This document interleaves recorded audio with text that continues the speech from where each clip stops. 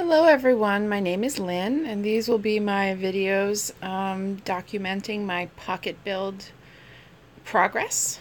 I've found that this game is super fun and I wanted to encourage more people to play it.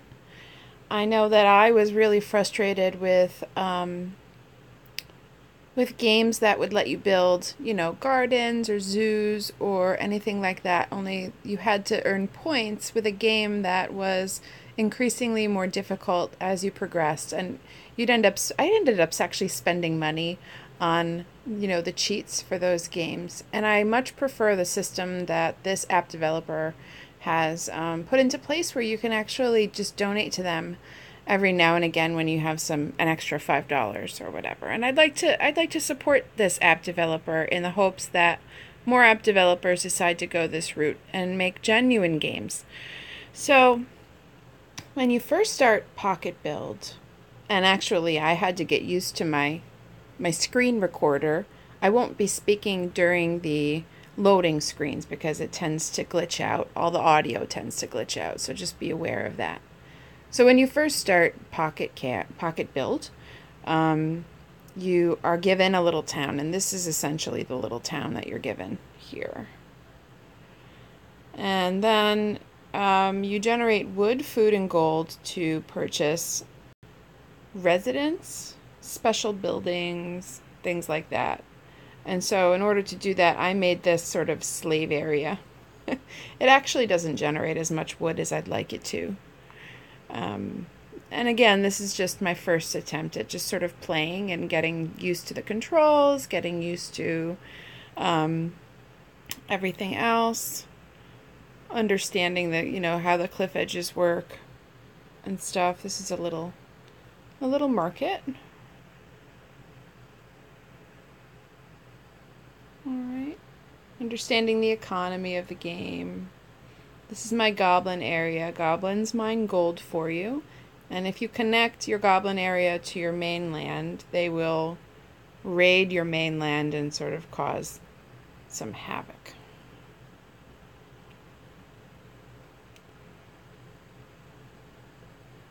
So that was that. And I was starting an area over here, and then I just decided I wanted to go in a different direction um, than having this centralized area that you're given in the beginning of the game.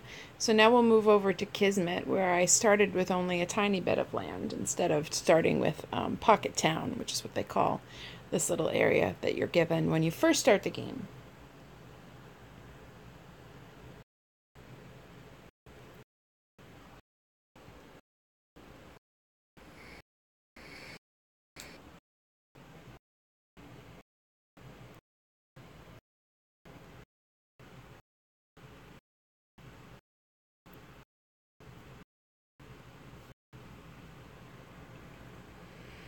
All right, now I'm sure you heard the glitchy choppiness in the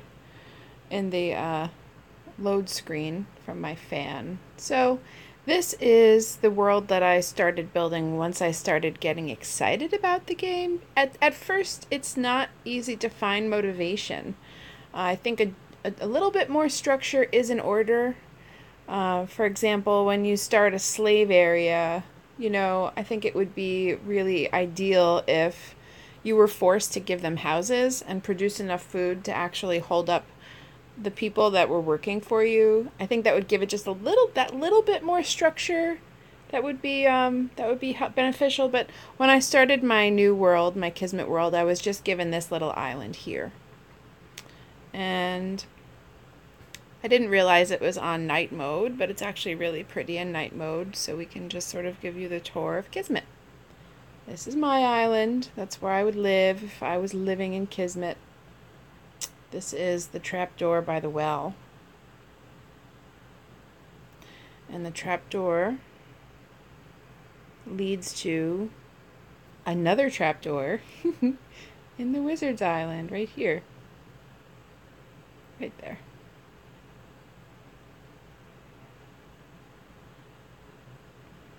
And the temple.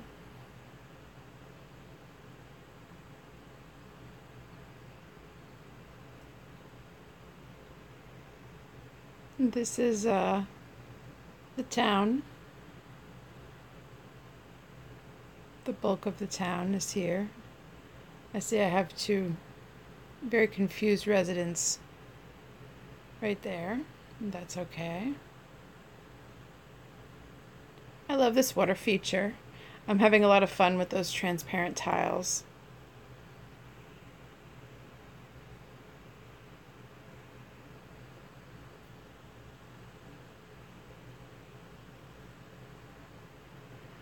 And over here is the market.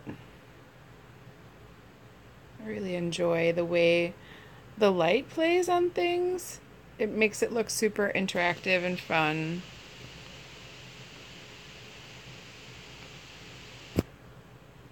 And I think the rest should be seen during the day so you can get an idea of what I'm working on.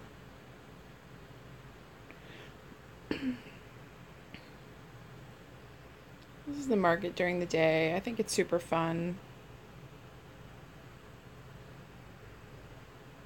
I love how creative you can be on it, and I am looking forward to future updates, and I'm really hoping that more people begin playing with it because it's just such a fun little game.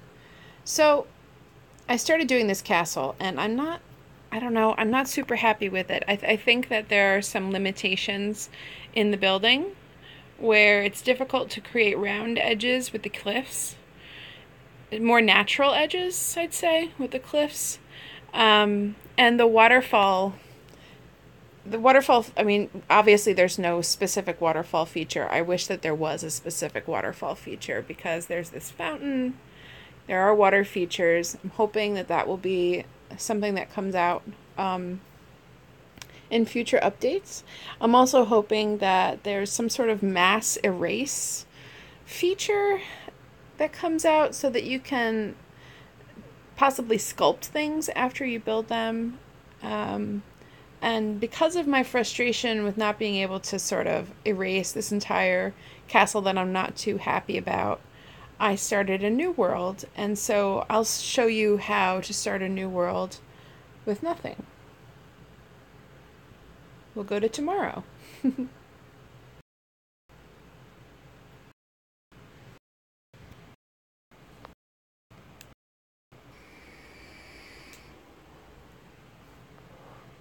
Here's tomorrow. I just created my goblin area. I create really bland slave areas and then sort of delete them as my economy in my real areas becomes more vibrant. So that's what that is. I made one for food, one for wood, one for gold, and as you can see, I just started generating gold. And so I think I'll leave you here, and my next video will be the way that I'm going to start building up all of this space. Thanks so much for watching.